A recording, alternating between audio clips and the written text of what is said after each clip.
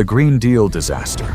Rain tapped steadily against the glass walls of the 39th floor at Viridian Global San Francisco's leading green energy conglomerate. The skyline was veiled in gray mist, but inside the atmosphere was anything but calm. Jonathan Reyes, the 42-year-old CEO with salt and pepper temples and a reputation for poise under pressure, was uncharacteristically flustered. His voice echoed through the executive suite as he paced back and forth, phone clutched tight. "No, no, no! This can't be happening today!" His assistant Maya hovered nearby, face pale. "The translator just called. Her husband's been in a car accident. She can't make it." Jonathan cursed under his breath and turned to the massive digital wall map displaying the Green Horizon Initiative, a $300 million clean energy deal with the Chinese Ministry of Ecology. This deal wasn't just a partnership. It was Viridian's ticket to global certification, a cornerstone in environmental tech leadership. Months of planning had culminated in today's private summit with the 5-member Chinese envoy. And now they had no Mandarin interpreter. "There has to be someone. Anyone," Jonathan said, loosening his tie. Maya had already called every interpreter agency in the Bay Area. No one's available on such short notice. Not for a diplomatic negotiation. Jonathan exhaled, gripping the edge of the conference table. "We're dead in the water without a translator. If this meeting collapses—" Maya didn't answer. She didn't need to. From the far end of the room, someone cleared her throat gently. The sound was so soft it might have gone unnoticed if the room weren't already still. "Mr. Reyes, I may be able to help." They turned in unison towards the voice. Standing in the doorway was a woman in dark gray janitorial scrubs, holding a mop and bucket. Her name tag read, Imani C. Jonathan blinked. "I'm sorry," Imani stepped forward slowly, her eyes calm but unshaking. "I speak fluent Mandarin. I also know business-level Cantonese and conversational Shanghainese if needed." Maya looked bewildered. "You're saying you can translate a government-level meeting?" Imani nodded. "I majored in comparative linguistics, graduate-level coursework in Asian political discourse. I also interned at the UN Beijing office before—" She hesitated briefly. "Before I came back to care for my grandmother." The silence was deafening. Jonathan stared, unsure whether to be shocked or suspicious. "You work on the janitorial staff night shift." 7 years, Imani said evenly. Maya let out a nervous chuckle. "Mr. Reyes, I'm sure she means well, but this isn't the time to experiment." Jonathan didn't respond. He just stared at Imani as if finally seeing her for the first time. Her eyes, confident, intelligent, oddly composed, didn't waver. "Say something in Mandarin," he finally said. Imani didn't hesitate. She launched into an elegant, flowing introduction, polite, diplomatic, and laced with culturally appropriate idioms that would have been lost on translation software. Her cadence was crisp, precise, and utterly professional. Jonathan didn't understand the words, but he recognized authenticity when he heard it. "What did you say?" "That it's an honor to meet with your esteemed delegation, and I hope we can unite our efforts for a greener future." Jonathan turned to Maya. "We have no other options. Get her a blazer and a badge." Maya opened her mouth in protest, but thought better of it. As Imani turned to leave, Jonathan added, "And Imani, thank you." She paused just long enough to nod. "I've been preparing for this moment longer than you know." 20 minutes later, as the Chinese delegation stepped off the elevator, Imani returned. Gone were the janitorial scrubs. She wore a borrowed black blazer over a modest cream blouse, her hair swept into a neat bun. A simple leather portfolio was tucked under her arm. Several executives did a double take. Vanessa Trent, Executive Director of Global Expansion, spotted her and whispered loudly to a colleague, "Why is housekeeping standing with the reception team?" Jonathan stepped in before anyone could speak further. "This is Ms. Clarke. She'll be facilitating today's session." Vanessa blinked in disbelief. "You can't be serious. You're putting the success of the biggest green energy deal of the year in the hands of a janitor." Imani met her eyes. "Interpreter." Vanessa narrowed hers. "We'll see about that." As they walked toward the conference room, a quiet thought burned in Imani's chest, not of fear, but focus. She had spent years listening to executives from behind the cleaning cart. She had translated in her mind every strategy call she overheard, memorized every market term, every regional nuance. This moment wasn't luck. This was redemption. The room where it happens.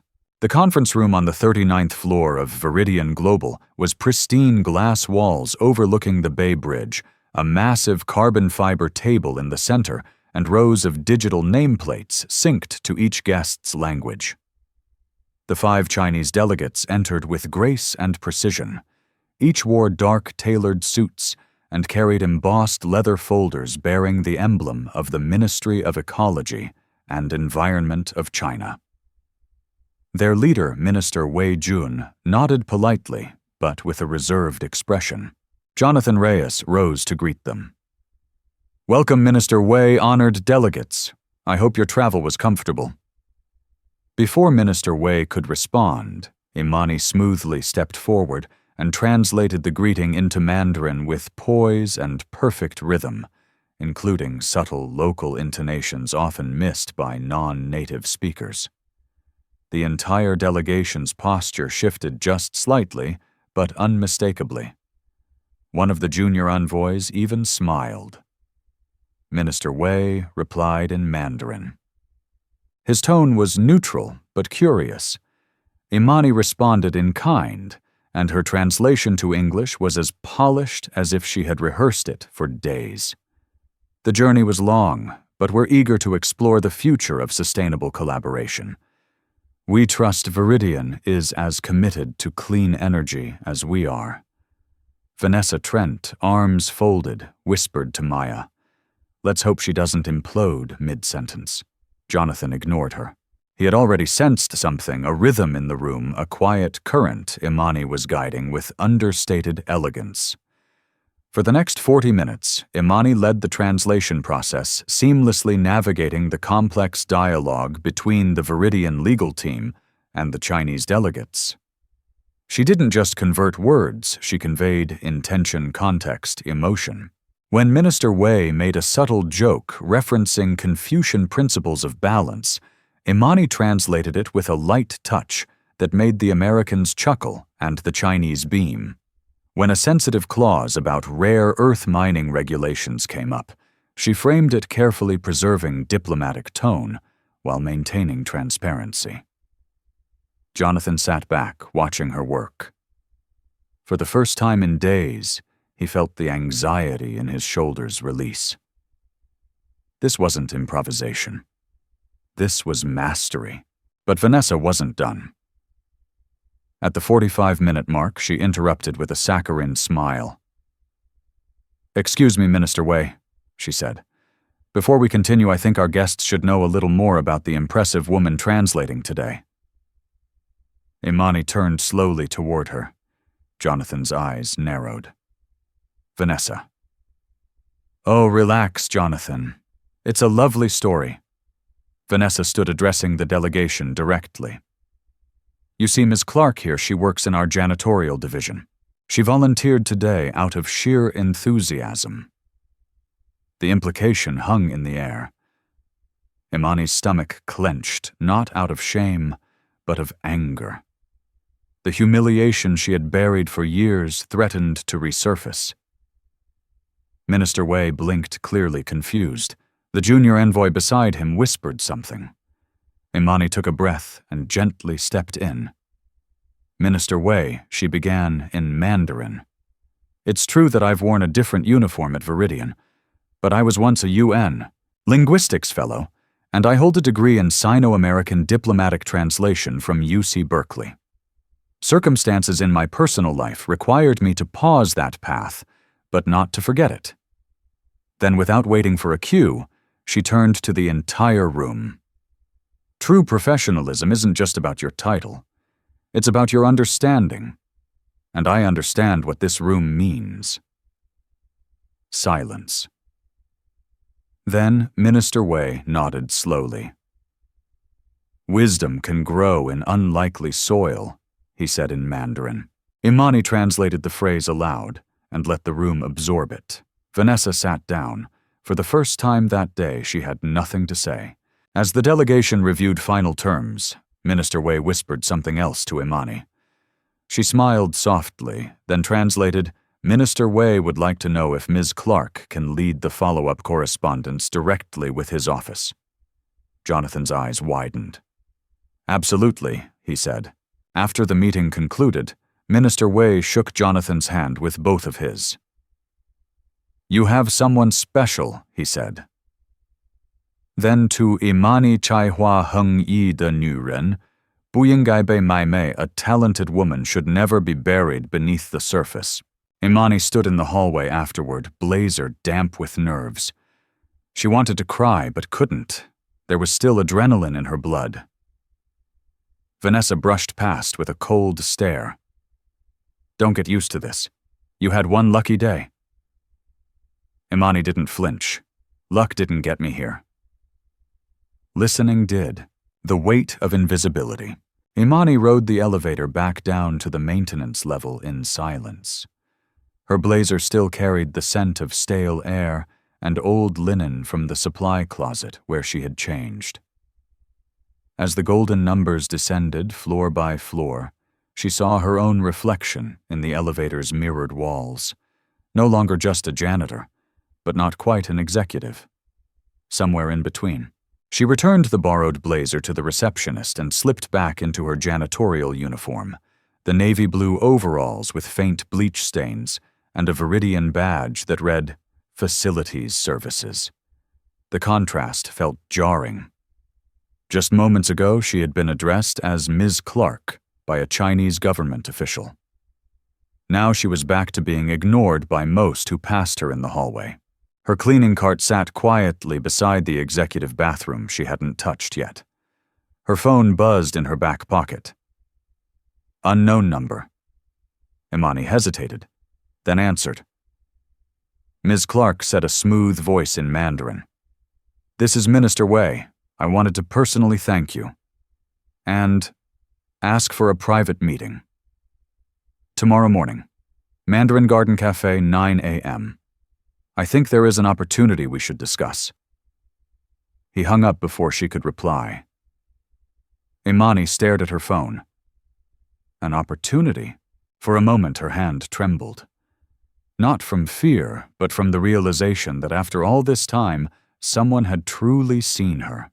That night, in her small rented room in the outer mission, Imani opened an old folder tucked deep in her closet. Inside were certificates, letters of recommendation, and something she hadn't looked at in years. Her acceptance letter to the Johns Hopkins M.A. in International Policy. She'd never attended. Her grandmother, diagnosed with advanced heart disease, had needed around-the-clock care. Imani had walked away from her dreams without a second thought. No one at Viridian knew her story. No one had ever asked. They just saw the uniform. Across town, Vanessa Trent was stewing in her penthouse apartment overlooking the Embarcadero. She poured herself a second glass of wine, seething as she replayed the moment Minister Wei had chosen Imani for follow-up correspondence. Her phone buzzed. A message from Maya Reyes has scheduled an emergency board meeting tomorrow. No agenda listed. Vanessa threw her phone onto the couch. "You're making a mistake, Jonathan," she muttered to herself. "You don't know who she really is." But Vanessa was wrong. Imani Clarke had been everywhere, quietly observing, absorbing, listening, like a shadow in the corner of every strategy meeting, every careless whisper left behind in the wake of power. The next morning, Imani arrived at Mandarin Garden Cafe 5 minutes early. She wore a modest black blouse and a wool coat 2 sizes too big it had been her grandmother's. She kept her hands clasped in her lap as Minister Wei approached with a second guest, Elaine Zhang, Deputy Director of Sino-American Green Policy Initiatives. Elaine smiled. "We've been following Viridian's expansion in East Asia," she said in English. "But yesterday you showed us something far more valuable than a market strategy. You showed us restraint, honor, and fluency, not just of language, but of culture," Minister Wei added. They offered her a card engraved with golden Chinese characters, on one side English on the other. Proposal Clarke Strategies, North American Cultural Intelligence Consultancy. "We'd like you to consider building a bridge not just between languages, but between mindsets," Elaine said. "There's a funding grant waiting if you're interested." Imani stared at the card, stunned. All those years of cleaning while listening to half-baked pitches and overinflated egos, and now she was being asked to build something of her own. From the ground up. That night, Imani sat at her kitchen table and opened a hidden folder on her laptop titled The Viridian Archive. Inside were scanned memos, overheard recordings, photos of unshredded documents she'd found cleaning Vanessa's office. Her instincts had always told her that Viridian's leadership was not as clean as the image it portrayed to the public. Especially Vanessa Trent. Under a subfolder labeled ESG Fraud, she reviewed reports detailing how Vanessa had forged emissions data for 3 foreign contracts. Worse, she had rigged internal promotions to block 2 black female engineers from advancing, labeling them as culturally incompatible. Imani had always been afraid to do anything with the file. But now she had options. She had power. The reckoning begins. At 8:00 a.m., sharp the executive boardroom at Viridian Global was a hive of quiet tension. A rare emergency meeting had been called by Jonathan Reyes, with all board members and division heads in attendance. The agenda was blank, unusual, and unsettling. Vanessa Trent entered in her signature crimson pantsuit, projecting confidence, but her eyes darted like a chess player, unsure of the next move. She took her usual place near the head of the table, her assistant trailing behind with a folder labeled Contingency Talking Points. Jonathan was already seated, his expression unreadable. He offered a nod, not a smile. "We'll begin shortly," he said, then added, "One more guest is on the way." The board members whispered quietly. A guest. At a closed executive session. Just as the room began to buzz with speculation, the glass doors opened, and in walked Imani Clarke, not in her janitor uniform, not in borrowed clothing, but in a slate-gray tailored suit that fit her perfectly. Simple, elegant, imposing. She walked with poise, her leather briefcase in one hand and her eyes straight ahead. No hesitation. Only presence. Vanessa's mouth parted in disbelief. What the hell is she doing here? Jonathan stood. "Ms. Clarke is here at my invitation. She'll be assisting us with a matter involving international relations and internal compliance." A few heads turned, eyebrows raised. The janitor Vanessa laughed dryly. "Jonathan, surely you're not—" "I am," he said sharply. "And I advise you to listen carefully." Imani took a seat at the far end of the table and opened her briefcase. Then she plugged her laptop into the room's central projector. A large file appeared on screen, Viridian Internal Risk Report, compiled by Imani Clarke. Imani's voice was calm, but firm. "This is a collection of incidents I've documented over the last 3 years while working on the executive floor. It includes inconsistencies in emissions data manipulation of ESG audits and patterns of discriminatory practices in promotion and hiring, particularly under the authority of Director Trent." Vanessa surged forward in her chair. This is slander. It's evidence, Imani said, and all of it is time-stamped, corroborated, and stored off-site in encrypted drives, including audio recordings of Director Trent discussing contract sabotage and racially biased candidate screenings. A murmur rippled through the boardroom. Jonathan leaned forward. Let's begin with Exhibit 1. The audio began to play Vanessa's unmistakable voice, saying, "We can't have certain names on executive resumes. It sends the wrong message to international partners." The silence that followed was heavy. Then came the emails. Redacted memos Vanessa had sent to suppress clean data reports, comments made to other board members about image management. Each slide deepened the hole. Vanessa's voice cracked with desperation. "You can't seriously be taking her word over mine. She's a janitor, for God's sake." Imani didn't flinch. "I was invisible." "That's true. But that gave me access. To what you deleted, what you whispered, what you signed when you thought no one was looking."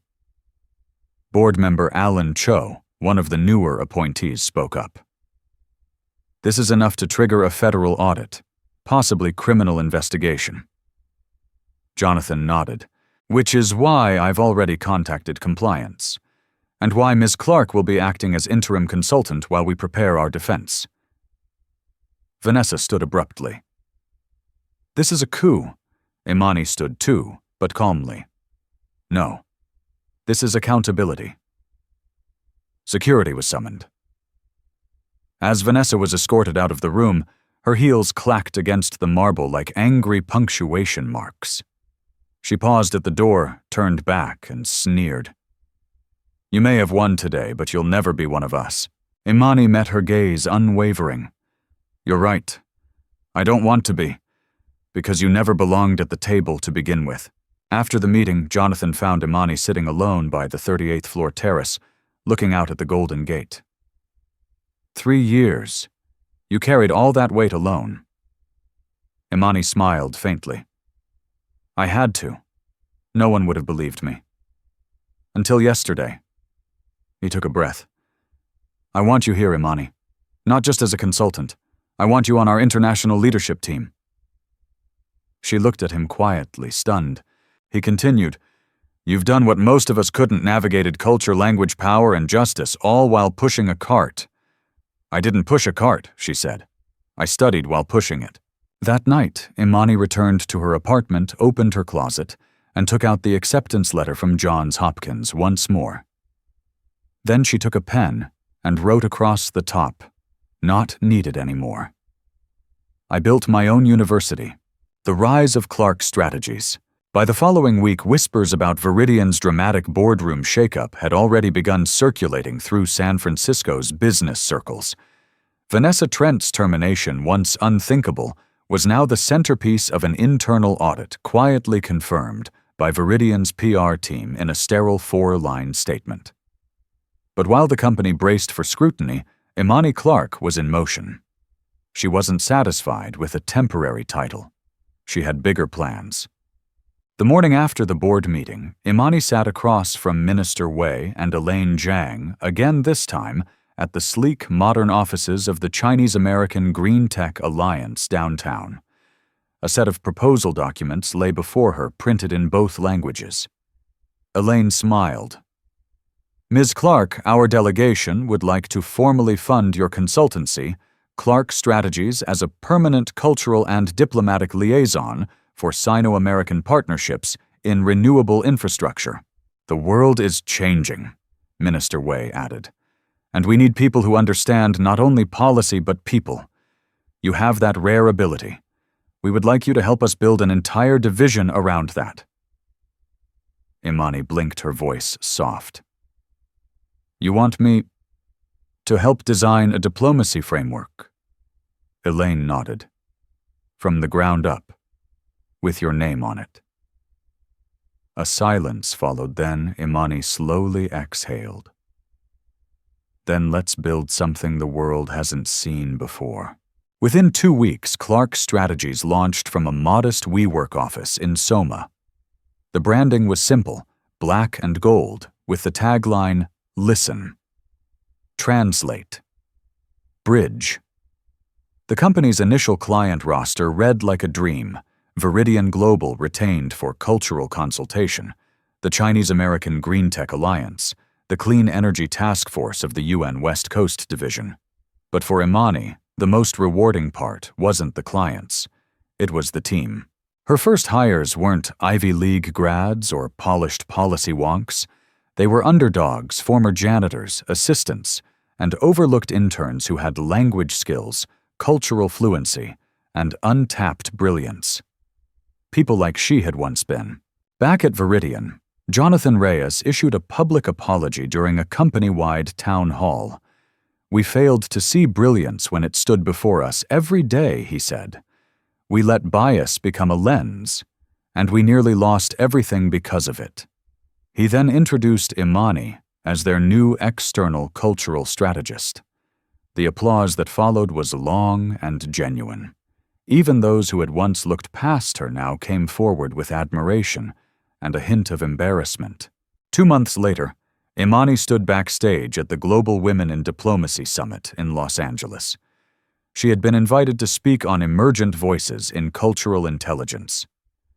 The host introduced her with a phrase that brought tears to her eyes.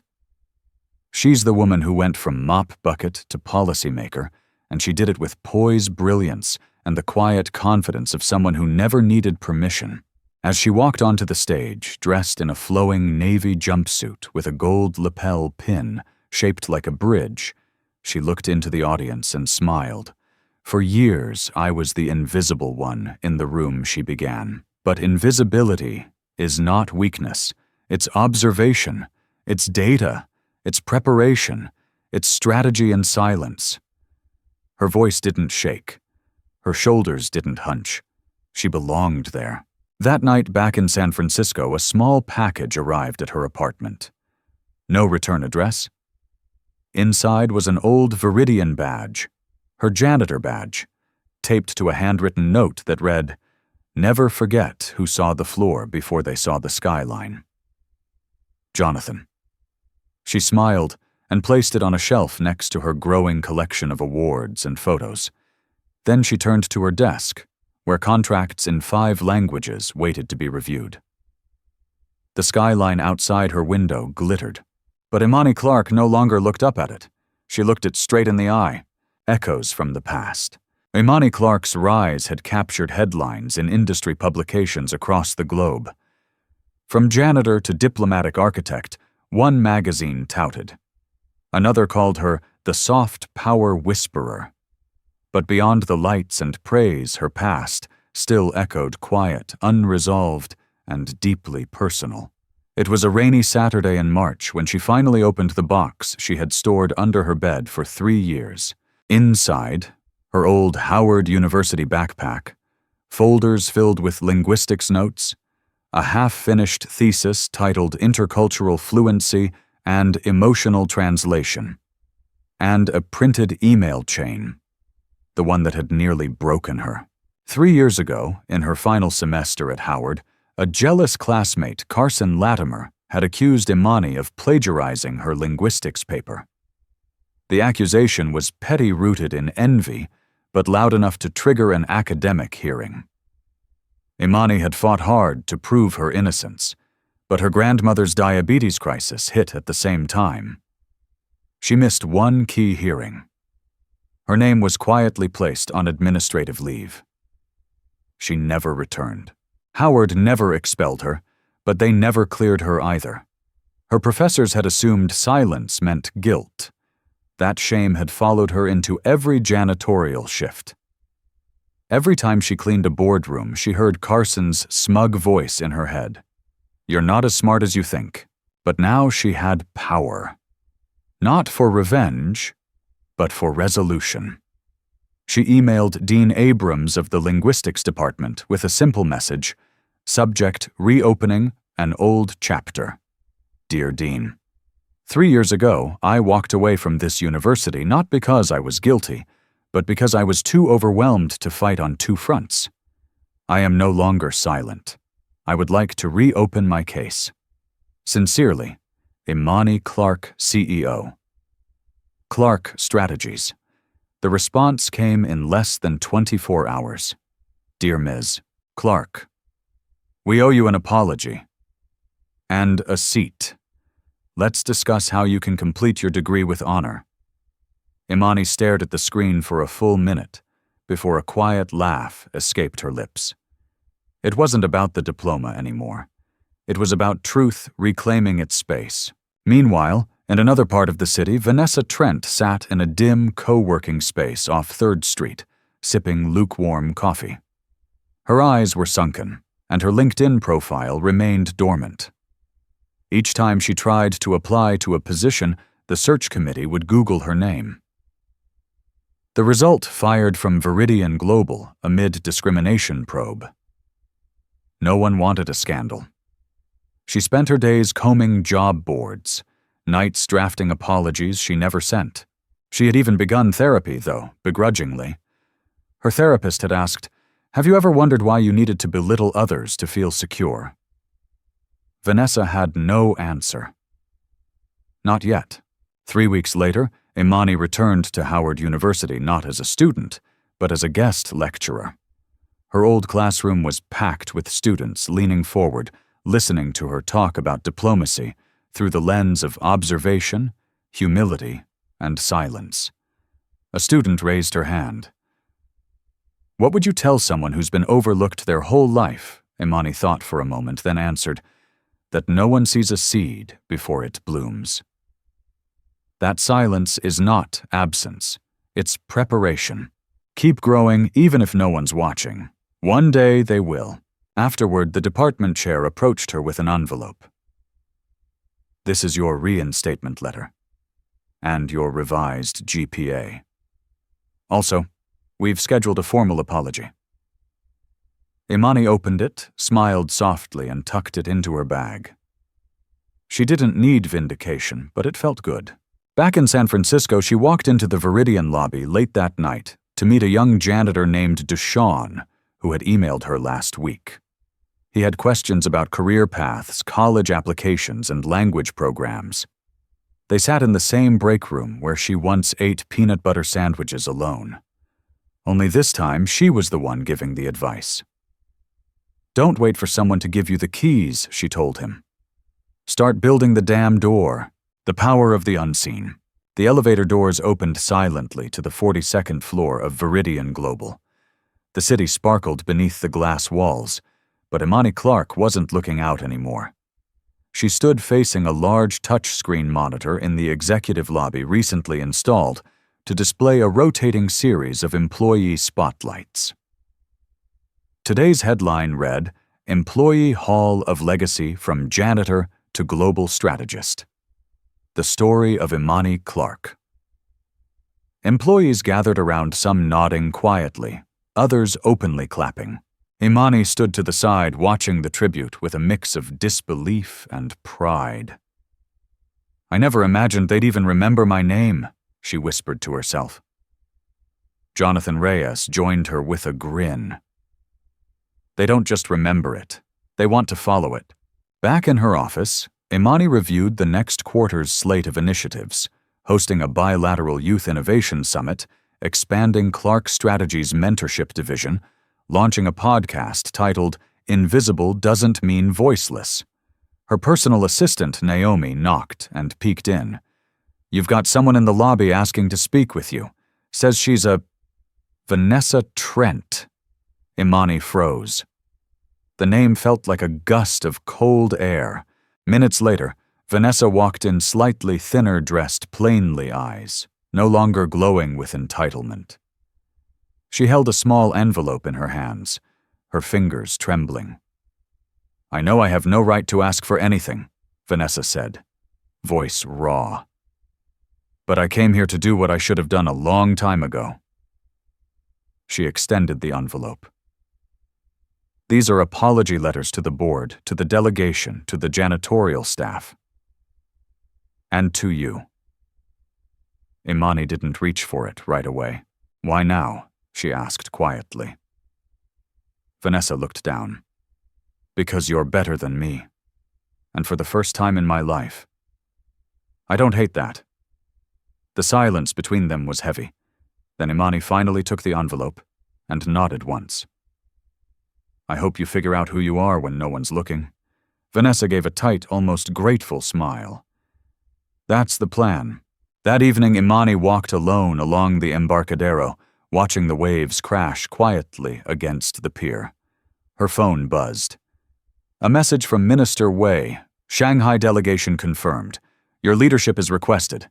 Congratulations, Director Clarke." She smiled and typed, "Gladly. I'll bring our best team. Let's bridge another border." Then she looked out at the bay and whispered, "From mop water to ministry tables."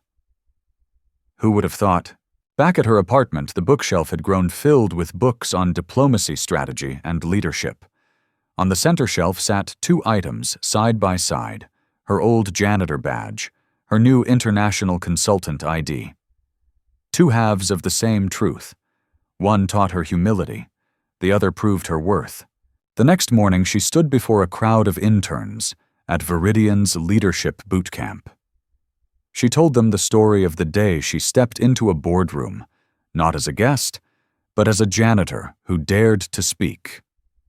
"Power is not always about loud voices," she said. "Sometimes the most powerful person in the room is the one who was ignored the longest, because they've seen everything, and when they rise, there's no ceiling they can't break." The legacy we leave behind. 6 months had passed since the boardroom showdown. 6 months since Imani Clarke stepped out of invisibility and into power. And every single day since she had used that power differently than anyone before her. Not to intimidate, not to control, but to lift others. Viridian Global had never seen transformation happen so fast and from such unexpected hands. Under Imani's leadership, 3 new minority-led partner companies had been awarded multi-year contracts. A diversity-first hiring initiative had brought in 47 new talents from underrepresented backgrounds, and a policy named Clarke's Clause was embedded into all vendor contracts prohibiting any discriminatory practices in selection or delivery. She was changing not just the company, but the rules of the game. In a quiet conference room tucked behind Viridian's West Wing, 5 young professionals sat around a whiteboard with Imani. Each came from backgrounds like hers, single-parent homes, low-income neighborhoods, or interrupted educations. But today, they were part of her Legacy Fellowship, a program she founded to equip those overlooked by traditional systems. One fellow, Jasmine Lynn, leaned forward. "Ms. Clarke, how did you know it was time to step forward? That you wouldn't just be laughed out of the room?" Imani thought carefully, then smiled. "I didn't know. I just realized that if I waited until I felt ready, I'd never move. So instead of waiting to feel brave, I moved anyway, and the courage came after." The next day, Forbes Women in Leadership hosted its annual gala. Imani stood on stage in an emerald gown, accepting the Visionary Leader Award. The host read aloud, "For turning whispers into war cries and silence into strategy." As applause erupted, Imani looked into the crowd and saw her grandmother in the front row, tears in her eyes, pride written across her smile. "I'm not here because I was lucky," Imani said into the microphone. "I'm here because I watched, I learned, and I prepared for the moment no one thought I deserved. And when that moment came, I didn't ask for permission. I took it." Meanwhile, far from the spotlight, Vanessa Trent sat in a classroom, not as a teacher, but as a student. She had enrolled in an adult learning program for conflict resolution and workplace ethics. Not to impress anyone, but to change. She had started a blog, Unlearning Vanessa, where she documented her path from corporate elitism to humility. She shared uncomfortable truths about how she had once used power as armor and how it had left her empty. The blog went viral. One entry read, "Imani didn't destroy me. She exposed me. And now I am finally building what she already mastered: integrity. On the 45th floor of Viridian, Jonathan Reyes met with his board. He closed the meeting with a rare personal comment. Imani Clarke didn't just save a negotiation, she saved our vision. She reminded us that brilliance has no dress code, and that the person we ignore today may be the only one who can save us tomorrow.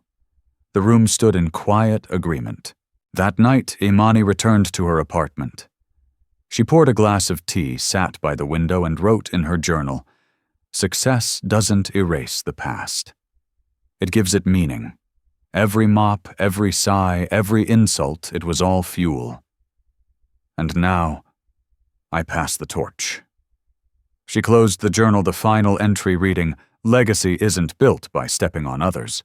It's built by lighting the path." Final reflection: what the story really means. Imani Clarke's story is more than a satisfying tale of corporate revenge or a dramatic Cinderella transformation. At its heart, it's a mirror one that reflects deep truths about race power invisibility and the quiet strength that comes from resilience. The lesson behind the story: in a world where status and surface often dictate respect, Imani's rise forces us to ask, how many brilliant minds are we overlooking because of what they wear, where they work, or how they speak? How many boardrooms remain broken because they're filled with people who all look the same and think the same? And most painfully, how often are we Vanessa, not Imani? This story reminds us that prejudice isn't always loud. Sometimes it's as subtle as a smirk, a dismissive glance, or an assumption that someone can't lead because they once cleaned. Invisibility as a weapon. Imani spent 3 years in silence, not because she lacked power, but because the world wasn't ready to see it. But instead of crumbling, she took notes. She built a strategy from shadows. She turned invisibility into intel. And when the time came, she didn't demand a seat at the table. She redefined the table. Personal takeaway: if you've ever felt overlooked, dismissed, or underestimated, know this: your preparation in silence is not wasted. Every insult, every no, every door slammed shut, it's shaping something within you. When the spotlight finally comes, you won't flinch because you've already done the work in the dark. What we can do today, whether you're a leader or just starting out, here's how to apply this. See the unseen. Don't just mentor interns and rising stars.